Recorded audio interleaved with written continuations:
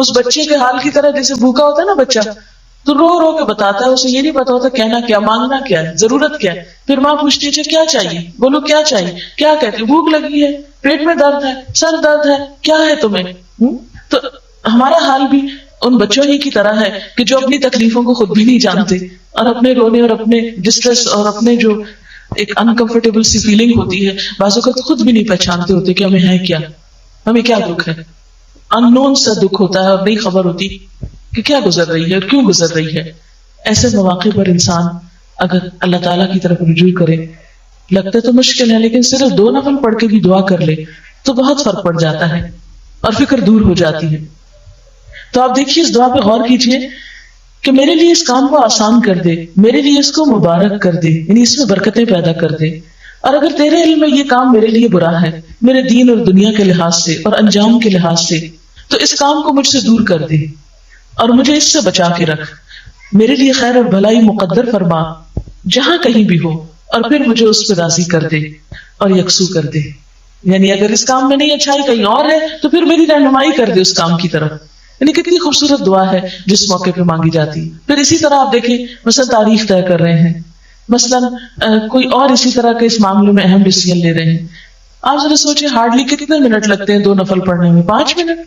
وضو کو کتنے منٹ لگتے ہوں گے؟ 5 منٹ.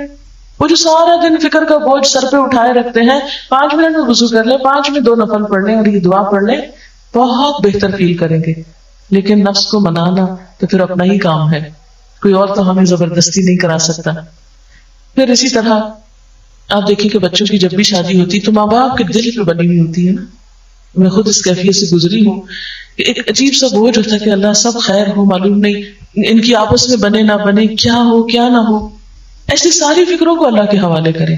بس جب فکر چھانے لگے 2 نفل پڑھ کے اللہ تعالیٰ سے دعا کر لیں، نستعینہ، یہ اللہ ہی نے ہمیں طریقہ سکھایا ہے کہ ہم اس سے مدد مانگے. یہ ساری قدرت ساری قوت اس کے ہاتھ میں نا.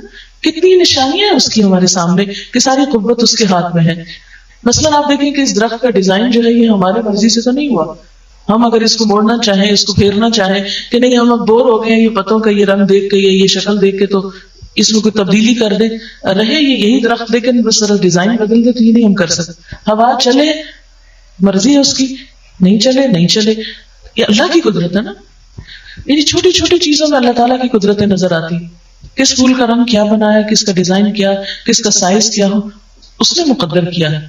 تو بہت ساری چیزیں اس کے فیصلے پہ ہوتی ہیں. ہمارا کام کیا ہے؟ بس اس سے خیر اور بھلائی کے طلبگار رہیں، اس سے مانگتے رہیں، اس سے اچھی امیدیں رکھیں، اس سے اچھا گمان رکھیں. جیسا کہ حدیث میں آتا ہے اللہ تعالیٰ فرماتے ہیں کہ میں اپنے بندے کے ساتھ اس کے گمان کے مطابق معاملہ کرتا ہوں. جیسا وہ میرے بارے میں گمان رکھتا ہے میں بھی پھر اس کے ساتھ ویسا ہی معاملہ کرتا ہوں. کبھی مایوس نہ ہو اس کی رحمت سے، کبھی دل چھوٹا نہ کرے، کبھی یہ نہ سمجھے کہ یہ نہیں ہو سکتا. اس کے لیے کچھ بھی مشکل نہیں، اس کے ہاں سب کچھ ہو سکتا ہے. ہاں کمی ہے تو ہمارے اپنے مانگنے میں اور ہماری اپنی کوتاہی ہے کہ اس کی طرف رجوع نہیں کرتے.